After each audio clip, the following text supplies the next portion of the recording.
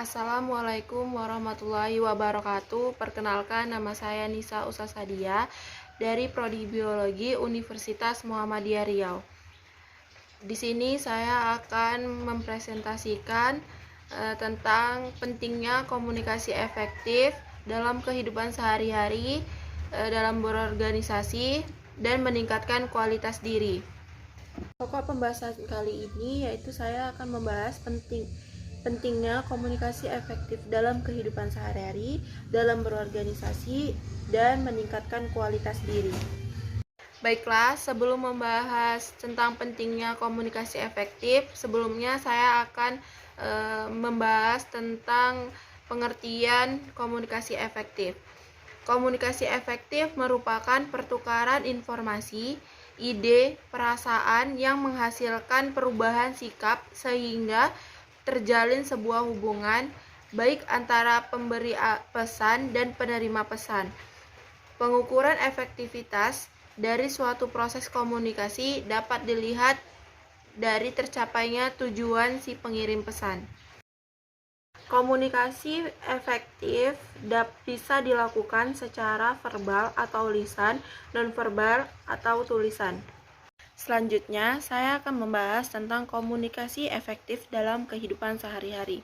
Yang pertama yaitu sebagai bentuk akualitas diri. Banyak orang sukses yang ada di dunia ini, khususnya di Indonesia, mampu mengkomunikasikan dirinya secara baik di mata masyarakat. Apa yang terlintas dalam benak kita apabila ada seseorang yang menyebutkan Bapak Joko Widodo, Agnes Monica, di dalam benak kalian pasti sudah ada sugesti mengenai profesi dan pribadi orang tersebut. Karena mereka merupakan contoh pribadi yang mampu mengkomunikasikan diri mereka sebagai bentuk aktualisasi diri, bukan hanya dengan perkataan, namun juga melalui tindakan yang nyata. Yang kedua yaitu menjaga kualitas suatu hubungan. Sudah banyak sekali cerita mengenai putusnya persahabatan, percintaan, tali silaturahmi, hubungan dengan keluarga, dengan rekan kerja, dan orang lain yang disebabkan karena kurangnya komunikasi dalam hubungan tersebut, sehingga dapat menimbulkan kesalahpahaman dan percekcokan di antara mereka. Bahkan satu kata dengan intonasi yang beda pun dapat menimbulkan kontroversi karena bedanya persepsi atau penafsiran di dalam pengertian kata-kata tersebut. Yang ketiga yaitu peluang untuk meraih kesuksesan. Jika kita ingin menjadi sukses, belajarlah menjadi seorang komunikator yang handal, bukan hanya profesi yang menuntut banyaknya berbicara di depan orang secara langsung seperti MC atau pengacara saja. Apapun pekerjaanmu dan usahamu, apabila engkau bisa berkomunikasikan secara baik, maka peluangmu untuk semakin sukses akan lebih mudah engkau raih. Selanjutnya yaitu karena sesungguhnya manusia diciptakan Tuhan sebagai makhluk sosial. Tuhan menciptakan manusia untuk dapat berinteraksi satu sama lain, sehingga dapat menyampaikan maksud dan tujuan kita dalam berkomunikasi. Satu senyuman saja dapat memiliki makna bagi orang yang melihatnya. Jika kita sering berkomunikasi kepada Tuhan melalui doa, mudah-mudahan harimu diberikan rahmat serta kesungguhan hati untuk dapat berinteraksi dengan orang lain. Selanjutnya yaitu bagaimana cara membangun komunikasi dalam kehidupan sehari-hari dengan baik. Yang pertama yaitu menatap lawan bicara. Jika kita berbicara dengan orang lain, maka kita harus menatap muka lawan bicara kita. Yang kedua yaitu ekspresi wajah. Nah, jika kita berbicara dengan orang lain, maka kita menunjukkan ekspresi wajah kita. Jadi, lawan bicara kita lebih mengerti apa yang kita bicarakan. Selanjutnya yaitu postur tubuh atau gerak-gerik di setiap berbicara harus dikoordinasikan.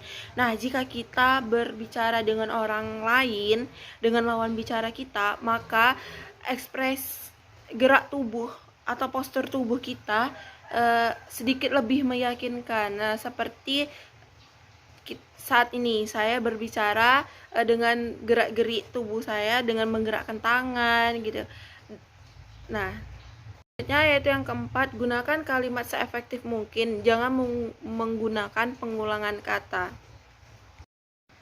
Baik, selanjutnya yaitu berkomunikasi dalam suatu organisasi. Dalam sebuah perusahaan, termasuk sebagai sebuah organisasi, keberhasilan sebuah perusahaan ditentukan oleh keberhasilan proses komunikasi antara atasan dan bawahan, baik secara keseluruhan perusahaan maupun di setiap departemen yang ada di dalamnya.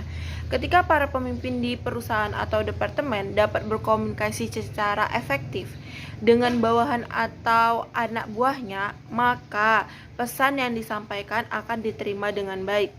Dalam sebuah organisasi perusahaan, komunikasi efektif memiliki peran yang sangat penting karena bermanfaat untuk: 1. Meningkatkan produktivitas, mengatasi atau menghindar konflik, membantu mengembangkan potensi setiap karyawan, dan yang terakhir yaitu membentuk suasana kerja yang kondusif dan profesional.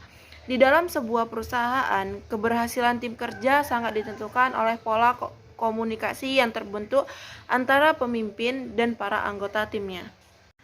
Selanjutnya, komunikasi efektif membangun hubungan dengan tim berorganisasi atau tim kerja.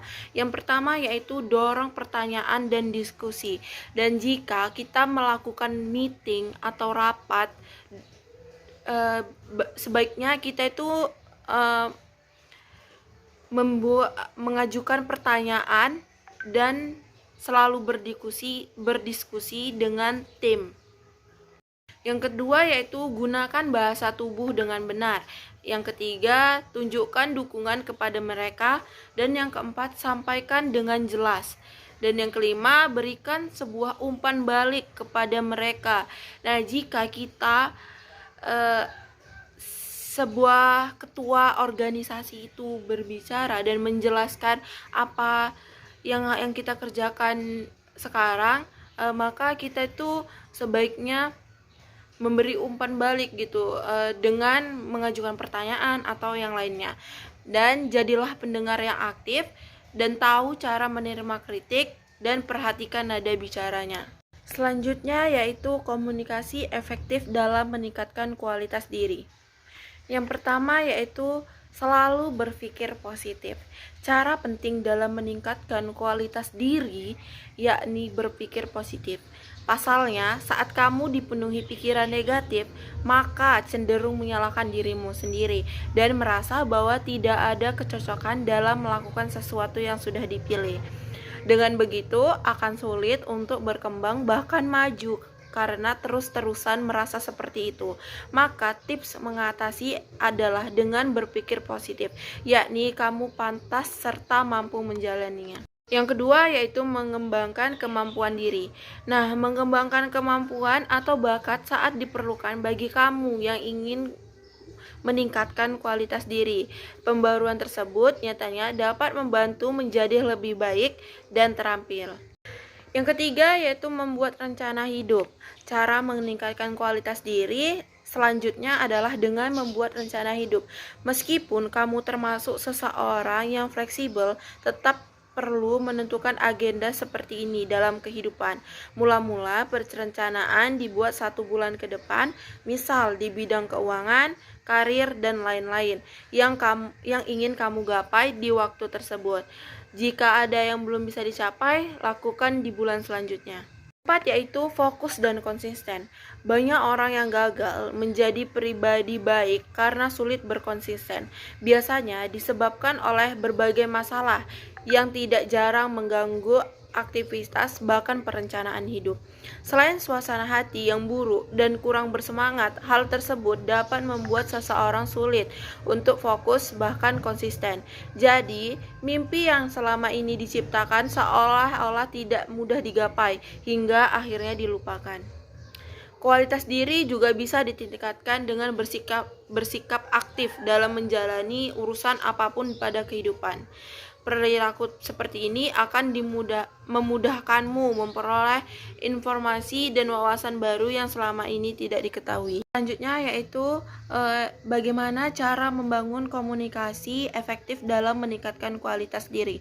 Yang pertama yaitu memberikan waktu dan perhatian dalam percakapan penting. Yang kedua yaitu lakukan kontak mata dengan lawan bicara. Nah, ini merupakan salah satu cara yang membantu untuk menciptakan kesan baik pada lawan bicara. Usahakan mempertahankan kontak mata sepanjang pembicaraan agar lawan bicara Anda tak merasa diabaikan. Ekspresi wajah merupakan cermin kepribadian individual. Ekspresi wajah mengungkapkan pikiran yang sedang melintas pada diri seseorang. Sebagai contoh, sebuah senyum mengungkapkan ramah tamah dan kasih sayang. Mengangkat alis merupakan ekspresi heran, menyikat dahi, menyampaikan ketakutan dan kegelisahan, semua emosi dan berbagai macam tingkah manusia diekspresikan dalam emosi yang berbeda tergambar di wajah. Jadi, saat melakukan komunikasi, tunjukkan ekspresi bahwa Anda tertarik dengan bahan pembicaraan. Selanjutnya yaitu menggunakan bahasa tubuh yang baik selama berbicara. Postur tubuh atau gerak-gerik di setiap berbicara harus dikoordinasikan dengan kekuatan meyakinkan diri Anda. Mereka bisa jadi semacam tambah untuk cara efektif yang dapat ditangkap secara visual daripada secara verbal. Misalnya, menundukkan kepala menunjukkan penyelesaian pernyataan. Mengangkat kepala merupakan akhir pernyataan. Terlalu sering menggerakkan anggota tubuh menandakan sedang bergegas atau kebingungan. Untuk itu, perhatikan gerak-gerik saat melakukan komunikasi dengan lawan bicara.